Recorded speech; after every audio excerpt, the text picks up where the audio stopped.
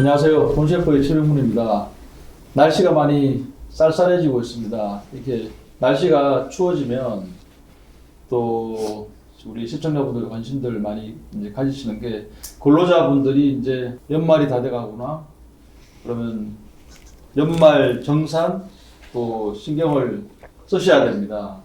그래야지 절세 부분 또 알아야지 줄일 수 있는 부분이 많이 생깁니다. 또 환급받을 수 있는 부분들도 많이 생기고요. 그래서 오늘은 우리 시청자분께서 또 많이 요청해 주시는 주제로 연말정산 소득공제. 세부적으로 보면 이 연말정산이 이게 이제 근로소득 원천징수의 구성인데요. 이 뒷장에 보면 그러니까 종합소득세 소득공제가 어떻게 되고 또 세액공제가 어떻게 되는지 항목이 진짜 너무 많습니다. 이게 일반인들은 이해하기가 정말 힘듭니다. 매년 뭐 해오고 있지만 세법도 바뀌고 또 특히 이제 주택 관련해서 월세 공제라든지 또 주택 마련 전축 이런 공제들이 또 신설이 되기도 하고 또 변경이 되고 해서 굉장히 복잡한데 오늘은 연말정산 소득공제 체크카드 또 신용카드 또 한번 얘기해 보겠습니다. 오늘 같이 수고해 주실 두 분 전문가 김아름, 임재현 전문가님 안녕하세요. 안녕하세요. 네, 반갑습니다. 자 이제 연말정산 이제 두 분 의뢰를 많이 받으실 텐데요. 네.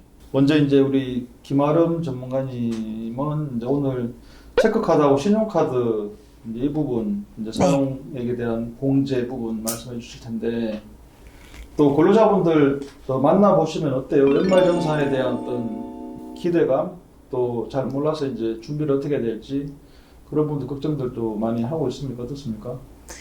사회 초년생의 경우에는 잘 모르시기 때문에 걱정이 굉장히 많으시고요. 그리고 최소 이제 한 3년 차 이상 되신 분들은 대부분 토해내겠구나라고 많이 생각을 하세요. 오히려 네네네네. 그래서 이제 상담을 하다 보면은 이제 원천징수 영수증 제가 요청을 드려서 빠진 게 있는지 한번 체크해드리기는 하거든요. 네, 근데 이제 3년 이상 되신 분들은 요즘 분들은 다 이제 똑똑하고 현명하시기 때문에 많이 잘 챙겨서 하십니다. 근로자 전체로 봤을 때 환급 받는 분들이 많습니까? 이게 뭐 토해낸다? 오히려 세금 더 내는 분이 많습니까? 제가 봤을 네. 때는 그래도 어느 정도 환급 받으시는 분들이 더 많았던 더 것 많습니까? 같아요. 네네. 공제가 기본적으로 아무것도 안 해도 기본적으로 되는 것들이 있기 때문에 네. 이 환급 받으시는 분들이 대부분인 것 같아요. 12월까지 이제 사용한 거를 정리해서 1월 중에 신청해야 되는 거죠? 네. 그 타이밍에 대해서 좀 이렇게 한번 설명해 주시죠. 언제까지 신청해야 되고? 그 직전 과세년도라고 해가지고 1월 1일부터 12월 31일까지 이제 사용한 것에 대해서 소득공제 또는 세액공제를 해주는 제도라고 보시면 되세요. 그거를 신고를 언제까지 그러면 이걸 준비해야 돼요? 1월에 신고를 하시면 2월에 이제 환급으로 네. 들어오는 그런 제도입니다. 한 가지씩 그러면 한번 알아보시죠. 먼저 이 종합소득공제에서 신용카드 공제에 대해서 좀 알아보겠습니다. 신용카드 공제가 다른 항목보다 공제가 금액이 좀 큰 편이에요? 어떻습니까? 네, 일단은 소득에 따라 물론 조금 차등은 있지만은 소득 공제 항목 중에서는 그래도 좀 큰 편에 속한다라고 말씀드리고 싶어요. 네. 그래서 이제 신용카드 공제라고 하면 신용카드, 체크카드, 대중교통 사용액, 전통시장, 문화생활 이렇게 사용하신 것들에 대해서 일정 비율을 세금 공제해 주는 게 신용카드 공제라고 봐주시면 됩니다. 근데 이 중에 항목이 만약에 신용카드로 썼어, 체크카드로 썼어. 근데 이 항목이 아니면 그것도 빼야 되는 거예요? 예를 들어 뭐 네. 다른 이런 소비가 아니라 뭐 다른 네. 소비로 썼다, 다른 목적으로. 근데 이제 그러면 총 사용액이 예를 들어 1년에 뭐 한 2천만 원 썼는데 카드로. 근데 이 사용 목적이 아니라 다른 사용 목적이 여기 막 섞여 있다라고 하면 그걸 빼야 되는 건지. 아니 그 목적이 아니고 딱 뭉뚱그려서 소비를 소비를 네네네. 했으면은 이제 공제를 해주는 거예요. 어떤 소비든 상관없어요? 이 어떤 네. 소비든 술 상관없어요. 마셔도 뭐 식당에서 뭐 상관없어요. 폭탄주의가 아무리 많이 예. 이제 제가 이제 좀 후에 말씀드리려고 했는데 지금 간략하게 먼저 말씀드리면은 안 되는 것 이제 네. 몇 가지 말씀드릴게요. 네. 보험료는 세액공제 항목에 따로 있기 때문에 보험료는 신용카드 그렇죠. 사용액 공제가 되지 않고요. 네. 그리고 이제 기부금도 따로 공제 항목이 있어서 기부금도 안 그렇지. 되시고 중복되는 부분은 빼야 된다. 네, 일정 부분은 예. 좀 빼셔야 돼요. 그리고 신차 구입 비용, 뭐 통신비, 세금 공과금, 아파트 관리비, 자동차 리스, 뭐 해외에서 사용한 금액들, 현금 서비스 등은 그 소득공제가 따로 안 된다라고 봐주시면 되세요. 네. 오케이, 그거는 네, 이제 후에 또 좀 이따가. 세부적인 것도 한번 짚어보겠습니다. 총 급여액의 20% 이상 사용 금액이 해당이 되나요? 네, 신용카드나 체크카드 사용 금액의 전체가 되시는 게 아니고 네. 내가 받는 총급여, 그러니까 세전 총급여의 25% 사용 이후에 대해서 사용액 이상에 대해서만 소득공제가 됩니다. 그래서 총 급여가 5천만 원인 분은 25%가 1,250만 원이네요. 네, 그 이상 맞아요. 네. 초과 사용한 부분에 대해서 이제 공제를 해준다. 네. 그리고 항목별 소득 공제율에 대해서 한번 얘기해 주시죠. 네, 이제 아까 말씀드린 것처럼 우리가 신용카드도 있고요.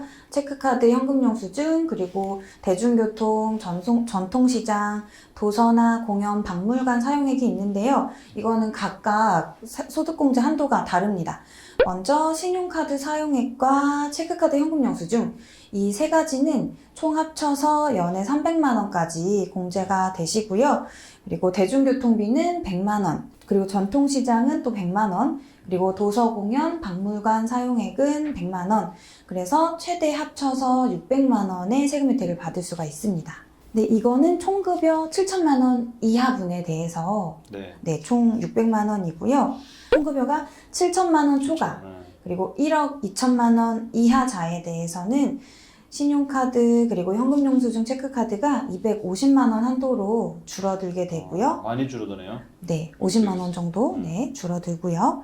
그리고 대중교통, 전통시장은 이제 각각 100만 원씩. 그래서 최대 450만 원 혜택을 받으실 수 있고요. 네, 그리고 총 급여 1억 2천 이상자에 대해서는 신용카드, 체크카드, 현금영수증이 250만 원에서 200만 원으로 다운이 됩니다. 네. 그리고 대중교통, 전통시장 각각 해서 100만 원씩 해가지고 최대 400만 원의 세금 혜택을 받게 되세요. 소득 구간별로 이게 이제 최대 받는 세금 혜택이 다르다는 거네요. 네, 맞습니다. 총급여 7천만 원, 이게 이제 또 다른 그 주택 이쪽에도 나오더라고요. 네, 맞아요. 총급여 7천이 하여튼 국가에서 정해놓은 기준인데 요걸 잘 기억을 하셔야 될 겁니다. 네. 7천. 그리고 뭐 또 꿀팁 하나 뭐 좋은 꿀팁 있으면 얘기해 주시죠. 네, 일반적으로 11월까지 이렇게 카드 사용액을 내가 쓴 사용액을 알아보려면은 각각 카드사에 문의를 해서 이제 사용액을 전체를 다 알아보셔야 하는데 현재 연말정산 미리 보기가 오픈이 되어 있어요. 그래서 1월부터 9월까지의 카드 사용액을 확인하시려면 국세청 홈택스에서도 조회가 가능합니다. 그래서 1에서 9월까지 신용카드는 얼마 썼는지, 체크카드는 얼마 썼는지, 그리고 뭐 전통시장이나 대중교통 이런 것들의 사용액을 한번 살펴보시고 남은 이제 11월, 12월에는 체크카드 금액을 더 사용하신다거나 아니면 문화생활 쪽에 소비를 더 하신다거나 하셔서 최대의 이제 소득공제 한도 혜택을 받으실 수 있을 것 같습니다. 좋은 팁이네요. 1, 9월 누적 합산을 미리 보고 네. 지금 남아있는 이제 부분이 있을 거니까 남은 11, 12 이렇게 쓰시면 되겠네요. 네. 자, 그러면 우리가 이제 신용카드가 있고 체크카드가 있는데 네. 이게 이제 좀 어떤 그 황금 비율을 우리가 좀 근로자 입장에서는 이 두 개 가지고 이제 그 어떻게 하지? 한도가 틀리니까 여기에 대해서 좀 설명해 주시죠. 황금 비율로는 보통 신용카드는 소득 공제율이 15%예요. 그리고 체크카드는 대부분이 모르시는데 공제율이 30%로 신용카드보다 높거든요. 2배가 되네요. 예. 그래서 이게 공제 항목 이름이 신용카드 등 사용액이다 보니까 사람들이 뭐 신용카드만 되는 거 아니야? 라고 하는데 체크카드도 되고 현금 영수증도 다 됩니다. 그래서 공제율이 낮은 신용카드로 먼저 이제 소비를 총급여 25%까지는 신용카드로 사용을 하고 체크카드로 이제 사용을 하시면 더 적은 금액을 사용하셔도 공제 한도까지 다 소득공제를 받으실 수 있으니까 30%니까. 예. 그래서 체크카드를 많이 이용하시면 좋을 것 같습니다. 네. 체크카드 있어요? 예, 있습니다. 체크카드 많이 쓰는 게 좋겠네요. 네, 맞습니다. 현금 흐름 측면에서, 돈 관리 측면에서도 아무래도 체크카드를 이용하시는 게 네. 돈 관리에서 아까 김아름 우리 전문가님 말씀해 주셨는데 항목별 이 소득 공제율에 신용카드, 네. 체크카드 이게 선불카드 다 나와 있으니까 좀 그걸 고려하셔가지고 이제 황금 비율로 잘 쓰시면 되겠네요. 자, 지금까지 신용카드 또 체크카드 등 또 중복돼 인정되는 부분이 있고 또 중복이 안 되는 부분도 있고 정확히 아셔야지 챙길 수 있는 팁에 대해서 말씀해 주셨습니다. 자, 신용카드는 이 정도 하고요. 수고해 주신 두 분 감사합니다. 네, 고생하셨습니다. 수고하셨습니다. 안녕하세요. 돈셰프의 최명문입니다. 오늘은 연말정산 소득공제 체크카드, 또 신용카드, 또 연말정산 세액공제 관련해서 월세공제, 주택마련저축, 주택청약공제에 대해서 또 한번 얘기해 보겠습니다. 오늘 같이 수고해 주실 두 분 전문가 김아름, 임재현 전문가님 안녕하세요. 안녕하세요. 자, 그러면 황금 비율 이게 사례가 나오네요. 600만 원 최대로 받는 황금 비율 표를 이렇게 만들어 주셨는데 네. 여기에 대해서 간단히 한번 좀 설명해 주시죠. 네, 제가 이제 말씀드리면 일단은 아까 말씀드린 것처럼 총급여 7천만 원 이하 근로자가 풀로 받을 수 있는 공제 금액은 600만 원입니다. 그래서 이 600만 원을 전체 다 받으시려면 일단 신용카드로는 총급여의 25%까지만 사용해 주시면 되고요. 그리고 그 이상분에 대해서는 현금영수증, 체크카드는 연에 한 1,000만 원 정도 사용해 주시면은 공제율이 30%니까 이제 300만 원 최대 받으실 거고, 그리고 도서, 공연, 미술관이나 박물관에서 연에 333만 원을 쓰시게 되면 공제율이 30%이기 때문에 이제 99만 9천 원, 이제 최대 100만 원까지 채워지게 됩니다. 그리고 전통시장과 대중교통 사용액은 사용액의 40%가 소득공제율로 책정이 되어 있는데요. 각각 연에 250만 원씩 사용을 하시면은 40%가 곱해져서 총 100만 원씩이 됩니다. 그래서 현금영수증, 체크카드로 최대 300만 원, 그리고 도서, 공연, 미술관, 박물관으로 연에 100만 원, 전통시장, 대중교통으로 각각 100만 원씩 해서 총 600만 원의 공제를 최대로 받게 됩니다. 아니 궁금한 게 생겼는데 전통시장에 사용 카드 이제 쓰잖아요. 네. 그럼 전통시장을 인식을 하나 이게 거기서 사용하는 건지? 네, 나중에 전산에 다 떠요. 아, 또요? 네. 전통시장 그 상가 안에 있는 어떤 뭐 그걸 이용했을 때 해당이 되는 거고 전통시장 바로 옆집에서 이용하면 해당이 안 되는 거네. 아마 등록이 되어 있지 않을까요, 국가에서? 아마 예. 그럴 것 같아요, 그죠? 그리고 도서, 공연, 박물관, 미술관도 30%, 네. 뭐 100만 원 한도 많이 되는 편인데 333만 원 쓰면 풀로 100만 원까지 받는 거네요. 네. 네. 영화를 보면 어떻게 돼요? 영화관에서 영화는 여기에 해당이 되나요? 아니고 그 따로 그냥 신용카드 그냥 쓰는 건가? 영화는 한번 확인해 보도록 하겠습니다. 여기 좀 애매한 부분이 있어요. 진짜 일반인들이 볼 때도. 네. 좋습니다. 이렇게 해서 이제 600만 원 풀로 받으면 상당히 그래도 소득공제에 좀 보탬이 될 것 같습니다. 네. 네. 왜냐하면 연봉 7천자가 이렇게 해당이 되는 거니까 연봉의 거의 뭐 10% 가까운 금액이니까 작은 금액은 아닌 것 같아요. 그렇죠. 네. 자, 신용카드 이제 중복공제 아까 잠깐 언급은 됐는데 여기에 대해서 조금 한번 말씀해 주시죠. 이제 신용카드 결제를 하실 때 추가 공제 혹은 중복 공제도 가능한데요. 예를 들어 제가 말씀드릴게요. 대중교통 요금이나 그리고 전통시장 사용액, 도서, 공연비 등을 카드로 결제하실 때는 각각 이제 100만 원까지 소득 공제를 추가로 받으실 수 있고요. 그리고 의료비랑 취약전 아동의 교육비, 교복 구입비도 신용카드나 체크카드로 결제하시면은 의료비는 의료비대로 또 받으시고 이렇게 세액공제를 중복해서 받으실 수 있습니다. 하지만 이제 안 되는 항목도 몇 가지 있는데요. 먼저 이제 보험료는 따로 그 보험료 세액공제가 있기 때문에 보험료는 되지 않고요. 그리고 이제 기부금도 마찬가지이고요. 그리고 신차 구입비용, 통신비나 세금 공과금, 아파트 관리비, 자동차 리스료, 그리고 해외에서 결제한 금액 등, 그리고 현금 서비스 등은 신용카드 소득공제 대상에서 제외가 된다고 봐주시면 됩니다. 네. 아니 근데 이 중복공제가 진짜 중요하네요. 그렇죠. 이게 둘 다 이게 보면 그 근로자들이 뭐 보통 소득공제 그러면 소득공제가 있고 세액공제가 있어서 근데 신용카드를 사용하게 되면 아까 뭐 의료비 같은 경우는 또 세액공제에 있습니다. 들잖아요. 네. 근데 이걸 신용카드로 했을 때 중복해서 해준다는 거죠. 네. 네. 그런 거 알면 진짜 활용하기 참 좋을 것 같은데 실제로 중복받는 걸 이용하시는 분들이 좀 많이 있다고 봐야 되나? 어떻게 되나? 잘 모를 것 같은데. 잘 모르실 것 같아요. 예, 많이들 모르실 거예요. 예. 네. 아시면 이게 병원에서 이제 의료비 같은 것도 잘 이용하면 될 것 같고. 네. 신용카드로 결제하시고. 그렇죠. 네. 그 왜냐면 이제 그걸 본인 카드로 해야 되잖아. 네. 그쵸. 본인 명의의 카드로. 그죠? 예. 근데 누가 그걸 또 대신해주고 이렇게 하면 그걸 공격도 못 받는 거잖아. 의료비에서. 그렇죠, 그렇죠. 하여튼 이 중복 공제 받는 부분도 상당히 꽤 항목이 생각보다 많다. 이걸 좀 인지해 주시고 잘 또 활용해 주시면 좋을 것 같습니다.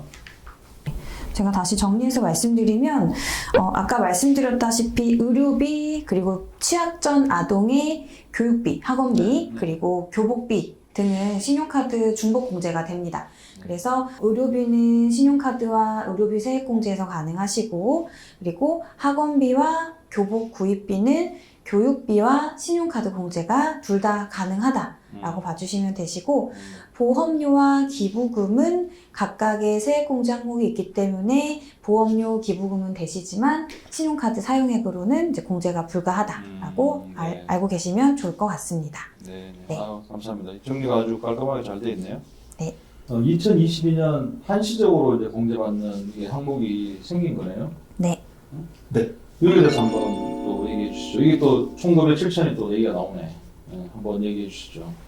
이제 신용카드 외 공제에서 작년에 쓰신 것과 비교했을 때 5% 초과분에 대한 혜택을 올해 추가로 이제 받으실 수 있는데요. 신용카드와 현금영수증 등 이제 모두 합쳐서 2020년에 사용하신 것보다 5% 이상을 올해 더 쓰시면은 5% 초과한 증가분에 대해서 10%를 추가 공제를 합니다. 네, 그리고 총 한도는 100만 원이 더 추가된 거라고 봐주시면 되세요.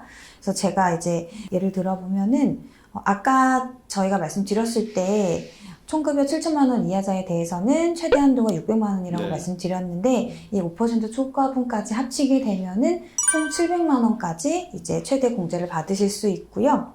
네, 그리고 총급여 7천만 원 초과자에 대해서는 아까 450만 원 한도라고 말씀드렸는데 이분들도 100만 원, 5% 초과분에 100만 원이 추가돼서 550만 원까지 소득 공제를 받으실 수 있습니다. 네. 소비 장려하는 어떤 네, 정책이겠네요. 네네. 네. 그래서 제가 이제 금액으로 한번 예시를 들어서 말씀드릴게요. 네. 연봉 7천만 원의 직장인이 있다라고 가정을 한다면 작년 2020년도에 3천만 원을 사용했다라고 볼게요. 네. 그러면 3천만 원의 5% 초과액은 105%를 곱하면 3,150만 원이고요. 2021년도 올해 4,500만 원의 신용카드를 지출했다고 가정을 또 해볼게요. 그래서 그 차액을 빼게 되면 1,350만 원 정도가 나옵니다. 그래서 1,350만 원의 10%인 이제 135만 원을 공제 받으실 수 있는데 최대 한도가 100만 원이기 때문에 최대 100만 원을 풀로 공제를 받을 수 있다라고 봐주시면 될 것 같습니다.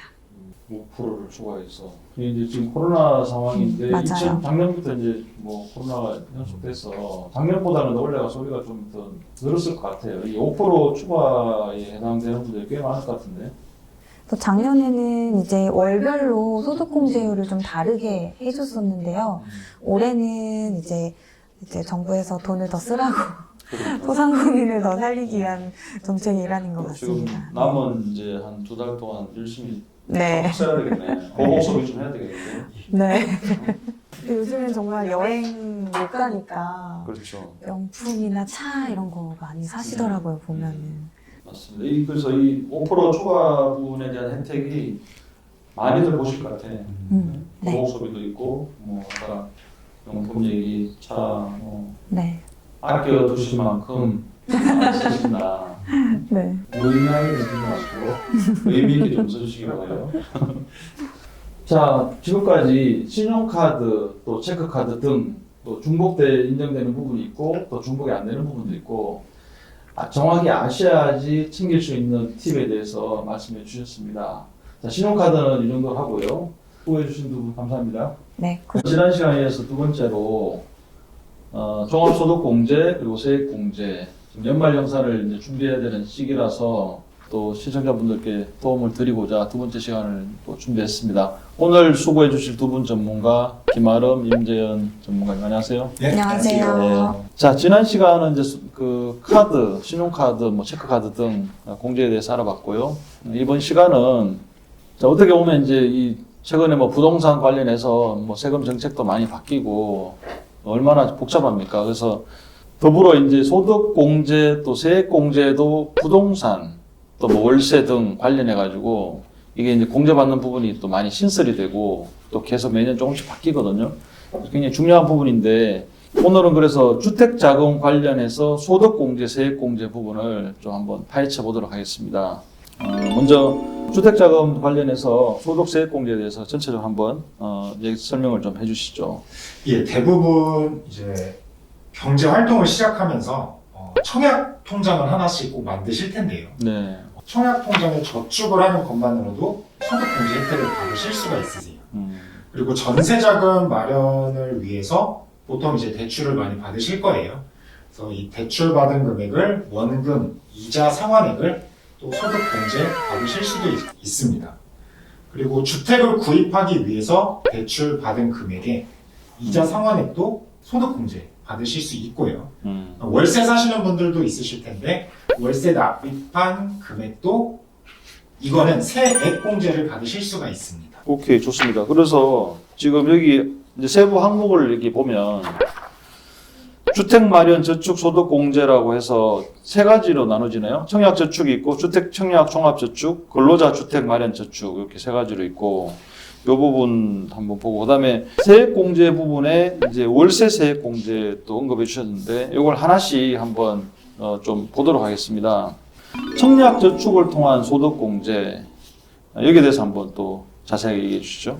정확한 용어로는 주택 마련 저축 소득 공제라는 항목에 의해서 소득 공제를 받으실 수가 있습니다. 네. 자기 명의의 주택을 소유하지 않고 연소득 7천만 원 이하이면서 무주택 세대주라면 연 240만 원 한도로 저축액에 대해서 40%를 소득 공제 받으실 수 있으세요. 그래서 만약에 월 20만 원씩 저축을 청약 저축에 저축을 한다면 소득 공제액은 96만 원을 소득으로 공제를 받으실 수가 있는 겁니다. 최대 한도가 이제 연 240 한도로 이제 받는 거네요. 네네. 자, 그리고 이제 특별소득공제에 대해서 주택자금에 대해서는 또 얘기해 주시겠습니까? 이 특별소득공제에서는 주택 임차 차입금 원리금 상환액이라는 공제 항목이 있습니다. 좀 어려워 보일 수 있는데 주택 임차 차입금이라는 말은 주택을 전세자금 대출을 이제 생각하시면 됩니다. 쉽게 말해서. 전세대출 소득공제라고 보면 되나요? 예, 맞습니다. 전세 대출을 받았을 때 네. 원리금 상환액 소득공제라고 하면 원금과 이자를 이자. 상환액에 대해서 소득공제를 해주겠다. 이렇게 쉽게 풀이할 수 있고요. 네. 그래서 원금과 이자를 상환한 것에 대해서 40%를 300만 원 한도로 소득공제를 해줍니다. 좀 더 정확히 말하면 전세자금 대출을 받아서 원금과 이자를 1년 동안 750만 원을 갚았다면 이거의 40%인 300만 원을 소득에서 빼준다라고 보시면 되세요. 그러면 아까 청약저축 얘기하시잖아요. 네네. 그럼 청약저축 한 거하고 네. 이거 한 거하고 어쨌든 같이 합쳐가지고 한도를 이제 적용하는 거네요. 예. 한도가 청약 저축은 240만 원 네. 한도로 되고 예. 전세자금 대출은 300만 원 한도로 되기 때문에 그런데 이게 이 한도를 공유를 해요. 그래서 중복 둘 다 해가지고 뭐 540 이렇게 받지 못하고 최대 한도가 300만 원이에요. 청약 저축에서도 그러니까. 네. 하여튼 두 개 합쳐가 300이네. 네네. 그래서 이제 청약저축은 최대 240만 원 한도로 했을 때 네. 40% 하면 96만 원 정도였잖아요. 그 96만 원 플러스 이제 나머지 300에서 96을 빼면 204만 원 정도 나오죠. 네. 그래서 주택임차 차입금, 원리금 상환액도 받으신다면 추가로 한 204만 원에 대해서 공제를 받을 수 있다 생각해 주시면 될 것 같습니다. 추가로 뭐 대부분 이제 전세 사시는 분들이 이자만 이렇게 납입하시는 경우가 많더라고요. 상담을 하다 보면은. 그래서 이런 절세 혜택도 원금에 대해서도 소득 공제 혜택이 있으니까 자신의 세금을 얼마나 납부하는지 한번 계산을 해보시고 원금도 납부하시는 것을 보통 추천을 드리고 있어요. 네, 그러면 전세대출 소득공제 상환 받는 그 공제 요건이 있을 거잖아요. 모든 사람들한테 다 해주진 않고요. 네. 이제 집이 없어야 되겠죠. 네. 현재 무주택 세대주인 사람이어야 되고, 그다음에 국민주택 규모 이하의 주택, 그러니까 85제곱미터 이하의 주택에 전세로 살고 있으셔야 되고, 그다음에 실제로 이게 임대인의 계좌로 직접 입금된 것이 확인이 되어야 돼요. 예, 전세 자금으로 썼다라는 네, 확인이 네. 되어야 되기 때문에 이런 요건만 만족을 하신다면 소득 공제 혜택을 받으실 수가 있습니다. 그러면 주택담보대출 소득공제에서 또 계속 이어가면 네. 이자 상환액에 대해서 소득공제 부분도 한 번 더 짚어주시죠. 이거는 이제 집을 사기 위해서 주택담보대출을 받은 경우에도 소득공제 혜택을 받으실 수가 있는데요. 네. 이 경우에는 이자 상환액에 대해서만 소득공제를 해줍니다. 아까 전세자금 대출은 원금에 대해서도 해줬지만 이 주택담보대출은 이자 상환액의 100%를 소득공제해줍니다. 기간이나 상환 방식에 따라서는 300만 원에서 1,800만 원 한도로 해주고요. 그리고 이러한 주택담보대출 이자 상환액에서도 공제 요건이 있는데요. 차입금의 상환 기간이 15년 이상이어야 돼요. 그리고 등기일로부터 3개월 이내에 차입한 자금이어야 되고요. 그다음에 차입자가 근로소득자이면서 그 차입한 사람이 그 주택의 소유자여야 돼요. 공동 소유라도 상관없는데 하여튼 소유가 되면 된다는 이게 거죠. 공동 소유에서는 또 어떤 비례 방식이나 조금 더 복잡한 그런 세법 규정이 적용이 되고요. 네. 그래서 돈을 빌린 사람이 소유자여야 된다. 그리고 이게 제일 이제 중요한 조건일 수도 있는데 취득 당시 주택 기준 시가가 5억 원 이하여야만 됩니다. 대상 여부가 지금의 실거래가가 아니라 취득 당시의 기준 시가이기 때문에 취득하실 때 공시지가를 확인해 보시는 것을 이제 추천을 드리고 취득 있습니다. 당시에 공시지가 기준이에요? 네네, 공시지가입니다. 공시지가? 네. 저도 한번 확인해 봐야 돼요. 확인해 보셔야 될 거예요. 5억 1,000만 원 정도 했을 것 같은데 안 되겠네요. 아, 나는. 진짜요? 저는 안 되겠네요. 일단은 총급여 7천만 원. 아, 네. 총소득 7천이 네. 또 이렇게 그분들이 한해서 이게 지금 얘기하는 거네요. 아니요, 이게 이건 제일 좋은 아닌가요? 게 주택담보대출 이자 상환액은 총급여 한도가 없으세요. 아, 이거는 한도가 없어요? 네네네. 많이 버셔도 받으실 수가 있어요. 딱 이 부분만 소득 상관없는 거네요. 네네네. 소득 상관없으십니다. 기준 시가만 상관 있으세요. 기준 시가. 예. 근데 이게 그 은행에 이제 내가 주택담보대출 받아가지고 이제 원리금 내잖아. 요즘 대부분 모기지로 많이 하는데 네네. 내고 있는데 이 홈택스에서 다 조회가 되나 아니면 각 은행에서 요구해서 이렇게 다 확인을 우리가 근로자들이 다 일일이 해야 되나?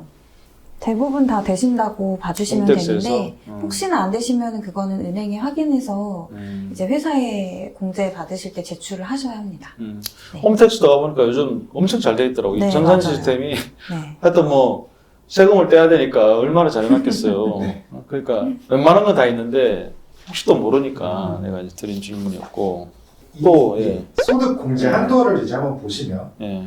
일단 장기 주택 저당 차입금이라는 항목에서도 알 수 있듯이 장기로 돈을 빌리셔야 돼요. 그러니까 상환 기간이 15년 이상이면서 이 첫 번째 항목을 먼저 보시면 네. 고정금리 2고 비거치 방식으로 상환을 하신다면 1,800만 원을 1년 동안 이자 상환액에 대해서 100%다 소득 공제를 해줘요. 근데 대부분이 이제 두 번째 항목에 해당이 많이 되실 텐데요. 네. 보통 고정금리보다는 변동금리가 아무래도 빌릴 때 이자가 조금 낮기 때문에 변동금리로 많이 대출을 하시고 보통 상환할 때 이제 원리금 균등 분할 상환 방식으로 원금과 이자를 첫 달부터 바로 이제 상환을 하시는 방식으로 대출을 많이 받으시니까 보통 대부분의 경우가 1,500만 원까지 이자 상환액에 대해서 소득 공제를 받으실 수 있다고 보시면 되세요. 그리고 이 이외의 경우에는 이 기타에 해당하는 500만 원까지 이자 상환액에 대해서 소득 공제를 받으십니다. 그리고 조금 이제 상환 기간을 뭐 10년 이렇게 단기간으로 빌리시는 경우도 간간히 있으신데요. 이런 경우에는 300만 원 한도로 소득 공제를 받으실 수 있으세요. 기간에 따라서 이게 차등 적용하는구나. 예.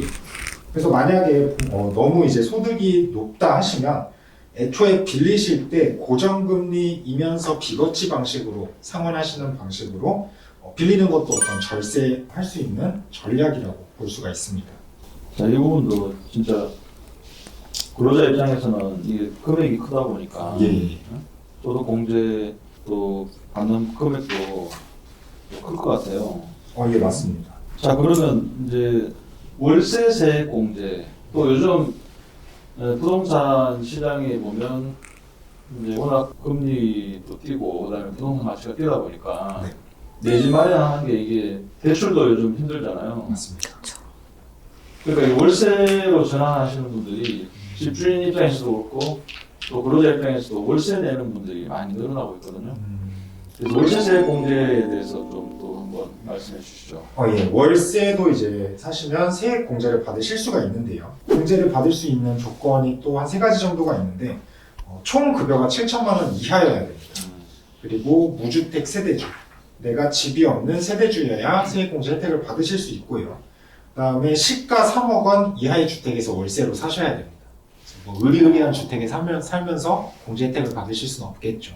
시가 요즘 부동산이 많이 올라가지고 그쵸. 시가 3억? 이거 공시시가인 거예요? 아니요, 시가예요? 이거는 시가입니다. 시가예요? 예. 여기도 그래서 총급여가 연봉이 7천이 얘기가 또 나오네. 네, 맞습니다. 이게 기준이네요. 예. 그런데 월세가 이 기준에 해당이 되는 분이 물론 있긴 있겠지만 네네. 그래서 요즘은 많지 않을 것 같아요. 예, 많지는 않을 것 같습니다. 대부분 이제 사회 초년생분들이 아무래도 월세를 사시는 분들이 많기 때문에 네. 사회 초년생을 위한 어떤 세액 공제 혜택이지 않나 이렇게 생각을 하고 있습니다. 이 공제 금액에 대해서도 또 설명을 해드리면 네. 월세 납부액에 대해서 10%를 세금에서 까준다라고 보시면 됩니다. 그래서 1년 동안 납부한 월세액이 750만 원 한도로 10%를 세액 공제를 해주고요. 총 급여가 5,500만 원 이하라면 공제율을 조금 더 높여서 12%를 세금에서 총급여가 7천이 있고 또 5,500 있고 두 가지가 있는 거죠. 예. 그 주택의 기준 아까 3억 말씀하셨는데 네네. 오피스텔 대상이 돼요? 오피스텔의 경우에는 주택용 오피스텔이 해당이 됩니다. 주거용 오피스텔. 예. 예. 주거용이면 해당이 된다는 거예요. 네네네, 맞습니다. 왜냐하면 이제 오피스텔에 사는 분도 많거든요. 최근에 보면. 네. 근데 이게 제가 질문 좀 드릴게요. 이 월세는 지금 세액공제 항목에 들어가고 네네. 아까 이제 앞서 말씀하신 뭐 전세자금 대출이라든지 또 이렇게 뭐 청약저축 이런 부분은 소득공제에 들어가거든요. 네네. 세액공제하고 소득공제 이 부분에 대해서 조금 일반인들이 왜 이렇게 뭐 복잡해? 왜 월세는 또 세액공제고 이건 또 뭐 소득공제고 이게 뭐지? 이렇게 물으시면 어떻게 좀 쉽게 말씀해 주실 수 있을까요? 제가 말씀드리면은 소득공제는 내가 직접 버는 그 총급여에서 차감을 해주는 게 소득공제라고 봐주시면 되고요. 그리고 세액공제라고 하면 소득공제를 이제 다 한 남은 금액을 또 과세 표준이라고 합니다. 그래서 그 과세 표준에 따라서 세율이 달라지는데요. 그래서 과세 표준 곱하기 세율을 하신 게 이제 산출세액이라고 또 해요. 그래서 산출세액에서 세금을 빼주는 항목들이 세액공제라고 봐주시면 될 것 같습니다. 기본적으로 이제 소득이 있으면 소득에서 먼저 공제하는 게 사실은 네. 더 크겠죠. 그죠? 네네. 맞아요. 그걸 빨리 좀 이렇게 최대한 공제받는 걸 키워놓고 그러면 과세 표준이 줄어들면 그게 이제 또 세율을 이제 적용하는데 그게 또 이제 세액 공제까지 이제 또 추가로 받는 게 그런 건데 월세는 어쨌든 하여튼 이 세액 공제에 들어간다 이런 얘기잖아요. 네네, 맞습니다. 오늘은 주택 관련해서 월세 공제, 주택 관련 저축, 또 주택 청약 공제 등 주택 관련한 연말 정산할 때 소득 공제, 세액 공제 챙겨야 될 부분에서 말씀을 나눠봤습니다. 두 분 전문가 수고하셨습니다. 예, 고생하셨습니다. 고생하셨습니다. 감사합니다.